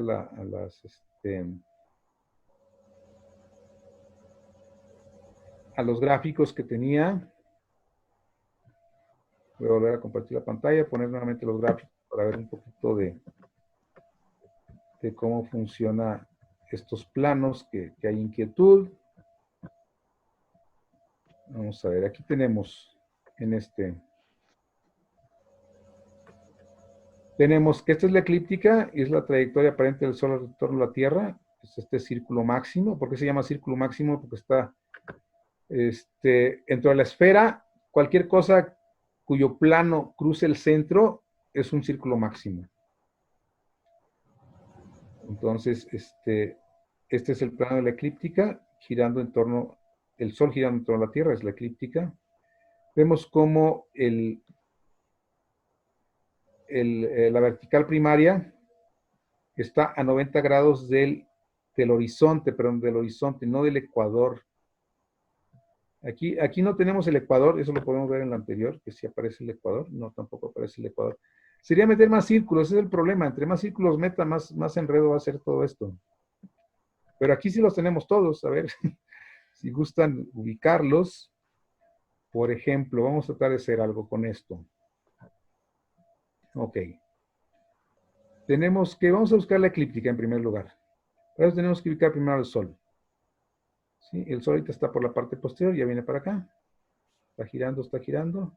Entonces la eclíptica, tenemos que, ahorita que aparezca el Sol, lo vamos a ver con más claridad. Aquí viene el Sol, ¿ok? Entonces, la trayectoria aparente del Sol es esta línea roja. Esta línea roja es la trayectoria aparente del Sol. Es la eclíptica, ¿ok? Entonces aquí tenemos la eclíptica. Aquí tenemos el horizonte, que es precisamente donde está el ascendente, que es este que está aquí. Este es el meridiano, por eso genera aquí las casas. Vemos cómo la eclíptica está inclinada. Es que depende mucho de en qué posición nosotros nos encontremos en la Tierra. O sea, si nosotros nos encontramos en el Ecuador, a lo mejor el horizonte va a coincidir con ciertos otros círculos, pero si nos encontramos en el Polo Norte, por ejemplo, el horizonte coincide con el Ecuador, ahí sí, si encontramos en el Polo Norte, el horizonte coincide con el Ecuador. Pero si empezamos a subirnos, el horizonte no coincide con el Ecuador, entonces esto es muy móvil, no es una cosa fija que pudiéramos nosotros decir, esto está aquí, nuestro horizonte depende de dónde estemos. Dependiendo de dónde estemos, el horizonte se va a girar, entonces este círculo que tenemos aquí con una carta, a lo mejor les pongo otra carta en 3 dimensiones y se va a ver completamente diferente a esta respecto a los círculos, no se van a ver tan claros, se van a ver diferentes. Por ejemplo, tenemos la eclíptica donde están todos los planetas, decíamos que por cierto no es rojo, es morado, el círculo de la eclíptica que estamos viendo aquí inclinado. Aquí están los ejes, esos son muy claros, o sea, aparecen aquí el horizonte y el meridiano, que es el blanco, que estoy ahorita siguiendo. Mientras que la eclíptica está inclinada, por eso es que todos los planetas están más o menos aquí alineados con la eclíptica. En fin, sí, todo esto genera un poco de confusión, yo sé, pero se debe precisamente a la dificultad de manejar en dos planos algo que realmente es tridimensional. Por eso esta animación parece darnos un poquito de más idea de lo complejo que es todo esto y que requiere pues este tipo de animaciones en primer lugar y un estudio de cosmografía un poquito más a fondo, un poquito más detallado. Es un tema que he manejado por muchísimos años. Digo, es necesario un curso de astrología de astronomía para astrólogos. Y fue un poquito lo que intenté hacer ahorita, aunque muy básico, pero sí es importante que como astrólogos estudiemos un poquito la astronomía, la cosmografía, porque nos da visiones diferentes. Cuando nosotros estudiamos las casas, por ejemplo, en estas 3 dimensiones, podemos inclusive llegar a ver que un planeta que en una carta de 2 dimensiones aparece en una casa, en una de 3 dimensiones aparece en una casa diferente. Puede suceder. ¿Sí? Que en este caso no sucede. Estoy viendo a Plutón que está bien alineado con la casa, pero está muy cerca del límite de una casa, cuando pareciera en un gráfico de 2 dimensiones estar mucho más metido. Pero llega a suceder eso, sobre todo con Plutón, que nos aparece en una casa muy cercano al límite y que en realidad está operando en la otra casa, en la que sigue o en la anterior, dependiendo de dónde se encuentre. Y no solo con Plutón, con otros planetas nos puede suceder, pero con Plutón es más frecuente. Y eso genera confusión a la hora de la interpretación, porque vemos que físicamente la persona, o en su vida, la persona está manifestando a Plutón en otra casa, pero si lo tienes acá, está cerquita, pero no está tan lejos, y luego queremos hacer ajustes con la hora, porque Plutón está funcionando en otra casa que no parece estar en la carta de 2 dimensiones, y en realidad en la carta de 2 dimensiones sí está en la otra casa, y eso nos corregiría muchos problemas. También nos corregiría problemas el hecho de conocer que ciertos aspectos no corresponden con las 3 dimensiones. En 3 dimensiones, por efecto del triángulo que se genera, podrían estar fuera de orbe o inclusive ser aspectos hasta un poquito diferentes a los que nosotros estamos generando en nuestra carta de 2 dimensiones. Esos son los aspectos inmundo, también otro tema que vale la pena analizar, pero que igual queda un poquito más allá de los alcances de la plática del día de hoy, pero pues ahí queda el reto, a ver quién se anima a que un día nos echemos un cursito de astronomía para astrólogos. Yo sé que voy a tener 3 participantes, pero a lo mejor hay un poquito de interés al respecto, ¿no? Bien, ya me seguí aquí con la plática. ¿Alguna otra pregunta? Sí, Arturo Díaz pero dice, pregunta si el papalote queda contemplado dentro de los aspectos o puede ser considerado como un patrón planetario. Ninguno de los dos. Aspectos son sencillos. Aspectos es una línea. Aspectos es un semisextil, un sextil, una cuadratura. Son aspectos. Estos son aspectos. Los que tenemos aquí son aspectos. Estos son, les llamamos determinadores focales. Un determinador focal es una asociación de varios aspectos que forman una figura muy obvia en la carta. Entonces, el papalote es una figura muy obvia en la carta, es una configuración de aspectos llamados técnicamente determinador focal. Tampoco es un patrón planetario, porque en este caso lo que tenemos aquí es un racimo, que es el patrón planetario. El patrón planetario es racimo, la luna está siendo el eje o el mango o los tallos del racimo, y estos son los planetas. No alcanza a ser tazón, puesto que están muy cerrados, pero no alcanza a ser cubeta, puesto que están muy cerrados. Para cubeta tendríamos que tenerlos más abiertos, todos estos, abarcando prácticamente todo un cuadrante, todo un hemisferio. Pero si alcanza a ser racimo por efecto de la luna solitaria aquí, Quirón no entra dentro de los patrones planetarios. Entonces, el patrón planetario es racimo. La configuración de aspectos denominada, decíamos, determinador focal es papalote. Y los aspectos son los trígonos, los sextiles y las cuadraturas. Esa sería la diferencia hacia grandes rasgos.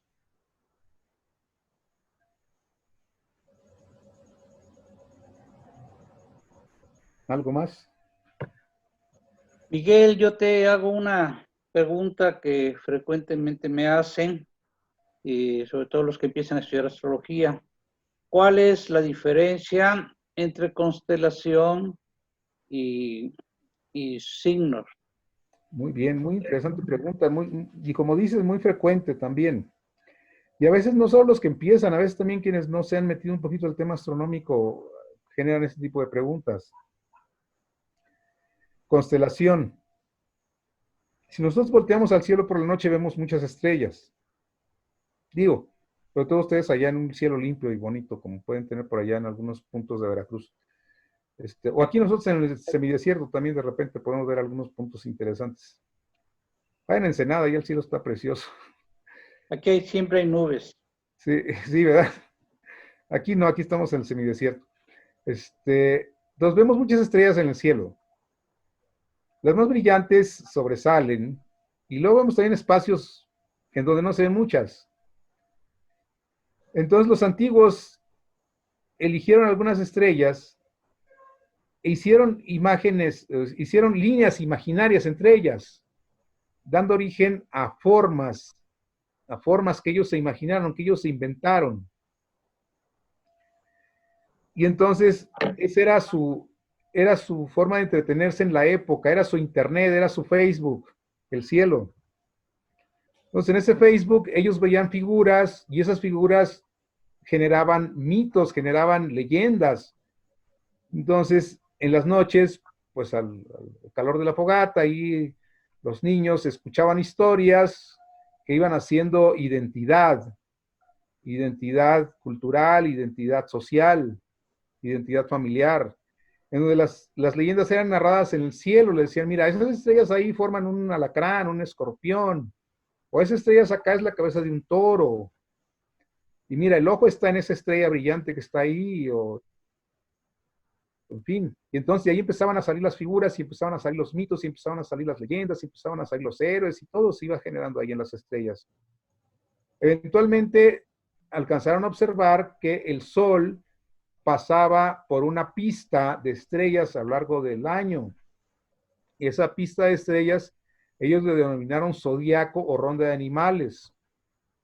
Entonces tenemos ese zodiaco sideral generado por una serie de constelaciones que ni siquiera son 12, pero se ha simplificado en 12 constelaciones, que son grupos estelares que podemos observar, que podemos disfrutar, que podemos graficar y ponerle las rayitas que los antiguos les ponían simbólicamente en mapas. Y así hacemos nosotros las constelaciones. Es una constelación. Esas 12 constelaciones que están en la pista del Sol, en algún momento de la historia coincidieron con los 12 signos, y a lo mejor en esa época, como coinciden alrededor de unos 500, 600 años muy precisos, y a lo mejor cerca de 1000 años podrían decirse que están más o menos identificables, en que la primavera empezaba cuando surgía en el horizonte precisamente cuando el sol salía enfrente de la constelación del Carnero, de Aries. Entonces los alinearon con una serie de signos, pero los signos se generaron más bien en base a las estaciones del año.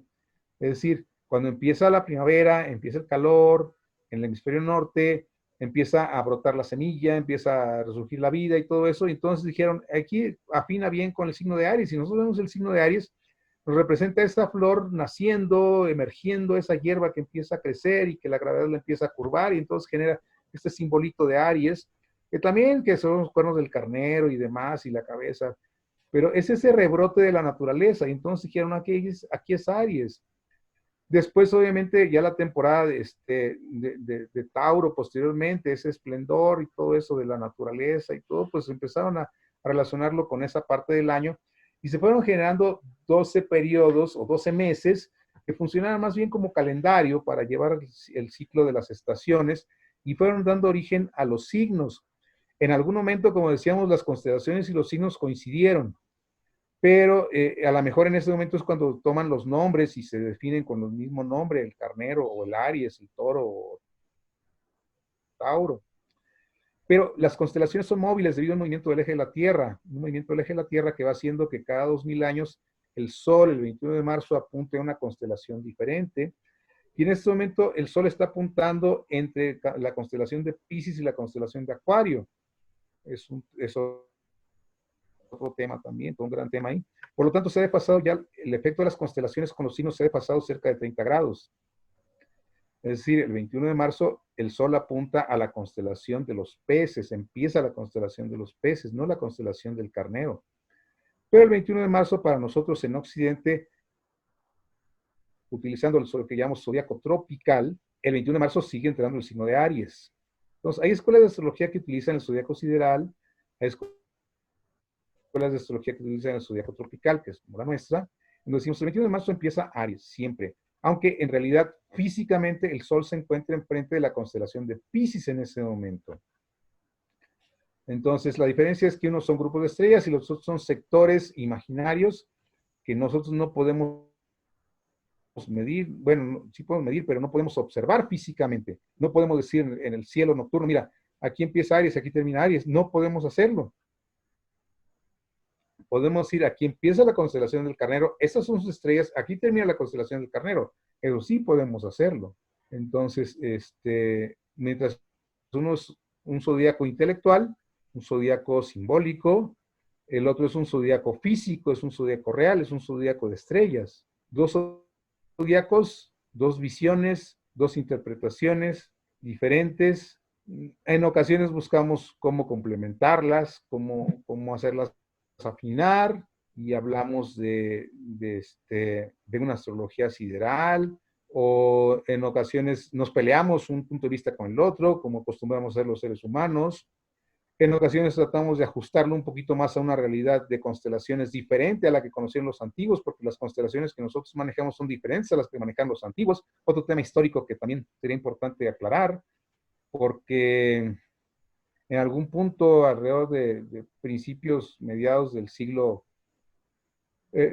pasado, se definieron cómo eran las constelaciones y quedaron distintas a como las tenían los antiguos. En fin, todos son temas interesantes al respecto de este estudio histórico, astronómico, simbólico que venimos realizando. Ahora, ustedes dirán, ¿por qué estamos utilizando signos que son intelectuales? Pues ese es uno de los grandes misterios de la astrología, o sea, un zodiaco intelectual que no tiene una realidad objetiva, física o científica, pero que funciona. Eso es lo profundo de la astrología, ¿no? El poder entender por qué algo que tiene una realidad tan subjetiva o que es subjetivo completamente y que no es real, funciona. Ese es un tema que también se presta mucho a debate y que, bueno, como dice Fernando, después de más de 40 años de investigar todo este tema, lo que vemos es que se comprueba que funciona una y otra vez con personas escépticas, con personas que niegan todo esto. Hemos visto muchos, a lo largo de todos, más de 40 años, hemos visto científicos que siguen negando la realidad de la astrología sin haberla estudiado jamás. Científicos se han metido a estudiarla y han decidido que hay algo de realidad, aunque no pueden entender por qué. Pero en general quienes se mantienen escépticos es porque no la han estudiado, fundamentalmente. Se niegan a estudiar algo y desde esa plataforma de ignorancia, al no conocer un tema, es muy fácil decir que ese tema no existe, no funciona o es irreal, ¿no? Entonces, es un tema polémico todo esto y los zodíacos son dos cosas diferentes, o sea, uno de estrellas y otro de realidades virtuales. Hablaremos ahora de una realidad virtual, ¿no? O sea, un campo energético que no podemos observar, que no podemos medir, pero que sin embargo, conforme el sol pasa de un signo a otro, vemos cómo cambia. Lo vemos en la realidad, lo vemos en nuestras vidas. Y lo vemos en la vida de no solo de los creyentes, inclusive de los escépticos, sobre todo de los escépticos, que a veces por escépticos caen más en ser influidos por todo esto. Bien, así, sin abrir más el debate, porque es un tema bastante, que se presta mucho pues a la discusión.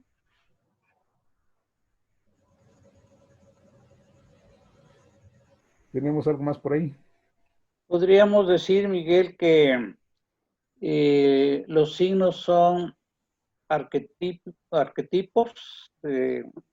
con la constelación, con la mitología sobre cada signo, pues una especie de arquetipo psicológico. ¿Los signos representan arquetipos? Sí, definitivamente. Diferentes arquetipos que podemos nosotros, que estudiamos nosotros, de hecho, para poder ver cuál es la característica de ese sector. Básicamente los signos se generan por el sol, no por las estrellas, sino por una estrella en particular, que es nuestro sol. Las demás estrellas generan constelaciones, pero nuestro sol genera signos. Pudiéramos decir que se debe al ángulo en que va pegando sobre la Tierra, es una posibilidad, es una idea. Y dentro de ese ángulo, dentro de ese paso, pues se va generando un impulso que nosotros interpretamos, vivimos, manifestamos en forma arquetípica. El arquetipo Aries es muy característico. En semana estuve con una persona, con muchas pues, pero con una que empiezo a conocer un poquito y que es de signo solar Aries y signo ascendente Géminis.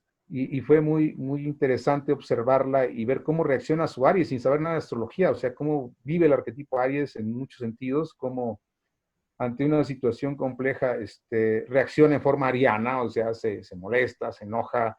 Me la acerqué y le dije, ya dime qué traes, dime qué traes ahí, por qué te veo incómoda, pues, o sea, ¿qué te pasó? Me contesta, necesito matar a alguien para expresarlo, o sea, es muy Aries, muy dramático también. Entonces, es un arquetipo, esa naturaleza ariana. Igual que un Tauro a lo mejor no se movería en una circunstancia igual, o sea, simplemente diría, bueno, pues ya pasó y ya pasó, a ver cómo lo arreglamos, ya, o sea, diferentes arquetipos, diferentes formas de vivir este paso del sol por cada uno de estos 12 segmentos, diferentes formas de interpretar la vida, diría yo. Los signos son diferentes formas de interpretar la vida. Porque al final de cuentas no es lo que nos sucede, sino cómo nosotros nos platicamos lo que nos sucede. Y un Aries se lo platica de una manera diferente a un Tauro. Y un Aries se lo platica de manera diferente a un Piscis. Porque tienen un esquema, un arquetipo distinto, encarnan diferentes fases de esa manifestación vital y es lo que nos corresponde en un momento dado aprender en ciertos momentos de nuestra vida, porque igual a lo mejor a lo largo de la vida esa área se va haciendo un poquito más Tauro, un poquito más Géminis, no sé, se va enriqueciendo pues también con un conocimiento de la vida que podemos ver reflejado en un conocimiento astrológico, pero que no es indispensable. A veces llega la gente y digo, es que tú estás interpretando tus energías a tu manera.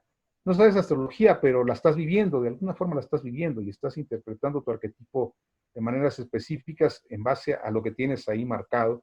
Y simplemente lo que uno puede hacer es tratar de leer un poquito cómo es que esa persona está interpretando sus sus impulsos o sus arquetipos, como dices. Sí, tendría mucho que ver con esos arquetipos, con cada uno de los signos, ¿no? 12 diferentes. Y aún así, arquetipos son muy puros, o sea, cada quien lo va a interpretar a su manera.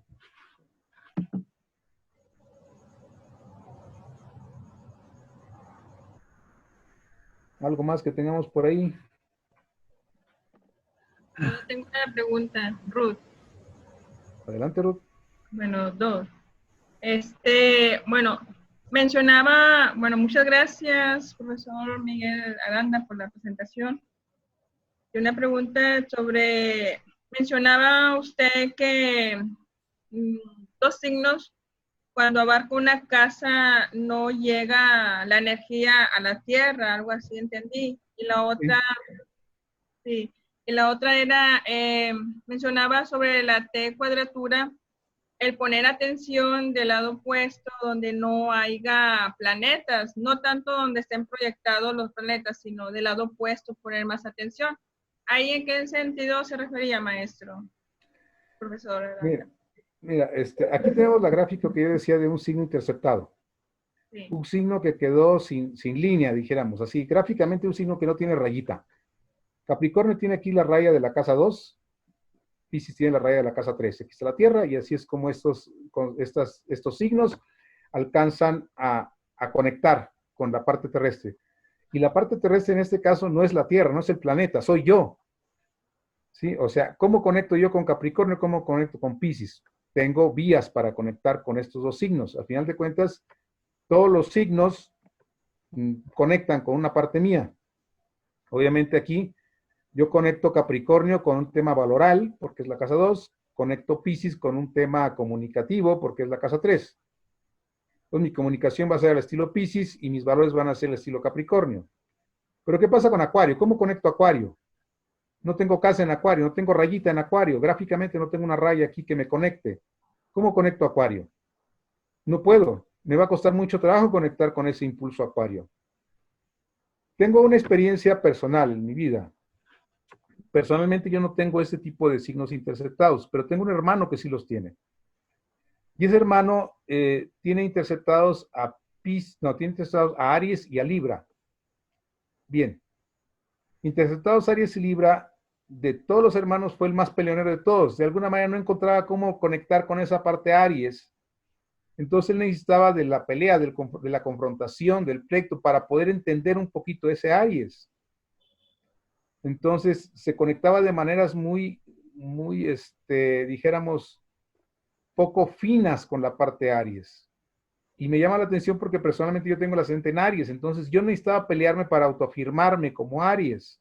Y él, al tener Aries interceptado en casa 1, tenía que estarse peleando todo el tiempo para manifestar su parte Aries. Entonces, como que requiere uno algo diferente, algo más tangible para poder conectar con esos elementos que no nos llegan tan fácilmente. Entonces, en este caso de esta carta específicamente, y es un tema interpretativo, pero tenemos aquí todos estos elementos, todos estos planetas en un signo que está interceptado. Entonces, eso genera muchos conflictos para manejar no solo el signo, sino todos esos planetas porque están en ese signo. Entonces, es difícil conectar con esos planetas y va a ser un trabajo extra en cuanto al desarrollo personal. Tratar de conectar con esas influencias que no tenemos puente, que no tenemos antena para conectar con ellas, diría yo, por poner un ejemplo. Eso es lo que me refería con esto de los signos interceptados. Respecto a la T cuadratura, ok. Nos ponemos aquí, vemos la rayita y decimos, aquí está la T cuadratura, entonces hay que analizar qué pasa con esto, sí. Lo que pasa es que esta T cuadratura funciona como una especie de mesa que le falta una pata, y la otra pata debería estar aquí. Entonces, aquí hay un elemento, hay un punto, que en este caso va a estar en Leo, porque estos planetas están en Leo y forman parte de la T cuadratura, y está en la casa 2. Entonces, en este caso, este vacío es el que debe ser llenado, y es el que hay que trabajar en el desarrollo humano para, de alguna manera, completar la pata que le falta a la mesa, porque es un vacío, y el vacío en astrología funciona tanto como la presencia de planetas, que es una cosa que a veces se pasa por alto. Decimos, no veo nada, no interpreto nada. No, precisamente donde no veo nada es donde mejor debo interpretar, porque ahí es donde tenemos la falla, ahí es donde tenemos el vacío, la ausencia. Entonces, es un poco, de alguna manera, un poco semejante a lo que decíamos de los signos interceptados, pero en este caso respecto a un punto que no está soportado, en donde no hay ningún planeta que cubra esa zona, Y ese vacío hay que ver cómo lo podemos nosotros subsanar. Entonces, el tema de los vacíos también juega un papel importante en las cartas. Y es que esa casa está vacía, no es importante. Podría ser más importante precisamente por estar vacía. ¿Ok? Esa es la idea. Igual, hay todo un libro completo escrito sobre ese tema. Gracias, maestro. ¿Cuál es el libro? Los aspectos planetarios de Tracy Marks. Sí, ese. Gracias.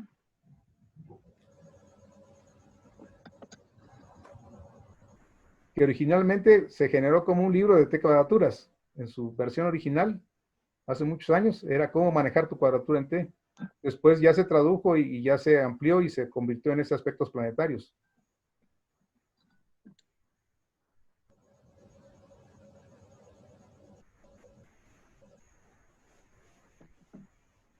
¿Tenemos algo más por ahí, Fernando?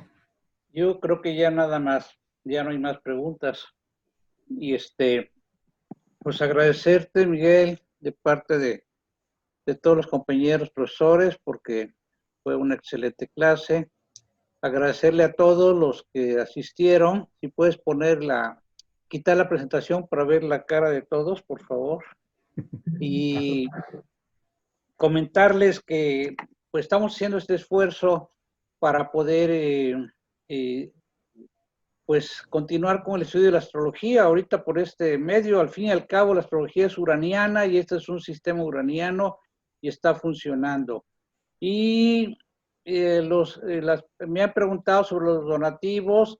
Es opcional la cantidad que ustedes quieran a la cuenta que puso Francisco, que él es el tesorero, porque eso nos sirve para los gastos que tiene el colegio y para también apoyar algunos sectores donde necesitan profesor. Nosotros estamos dispuestos a ir, solo pues eso nos va a ayudar y ya nos arreglamos con los viáticos y los profesores, pues no cobramos por ir a un lugar a dar curso, pero pues sí necesitamos los viáticos. Y entonces, también pues recordarles, por ejemplo, aquí, pues no sé quién es Luis Tamayo, no sé quién es Jaime, porque no veo su video. Siempre hay que poner el video para vernos. Mixi no la veo porque veo una sombra nada más, porque está en contraluz. Siempre tenemos que ponernos así como los demás, los que sí están, se ven bien, como a Patti nada más le veo la mitad de la cara, María Laura sí, también Francisco se ve muy bien. Entonces son detalles importantes. Y también algunas personas no pudieron entrar porque tienen problemas, no pudieron conectarse, ¿no? Yo tardé 20 minutos, le busqué por varios lados hasta que encontré por dónde. Entonces, bueno, pues tenemos que ir aprendiendo. Francisco, ¿quieres agregar algo o cerrar? Sí, darle las gracias a Miguel. Muy buena exposición, como siempre, muy detallada. Invitarlos a nuestro siguiente curso, que es Patrones Planetarios. Va a ser una clase, va a estar a cargo de la profesora Patricia Valdés, y los esperamos el próximo miércoles a la misma hora, y ahí les mandaremos la publicidad con la identificación de la sala. Eso es por mi parte todo. Gracias, Miguel, como siempre. Gracias ¿Algo más que quieras agregar, Miguel? ¿Algo más que quieras agregar, Miguel?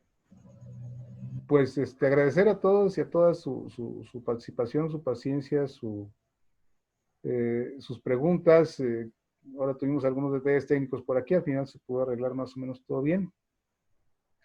Y pues sigo a sus órdenes. Y por cierto, esta presentación ahorita se la voy a pasar por correo a Francisco para que ya verá el colegio que hace con la presentación, si la quiere compartir, o ya veremos qué decisiones se toman por allá.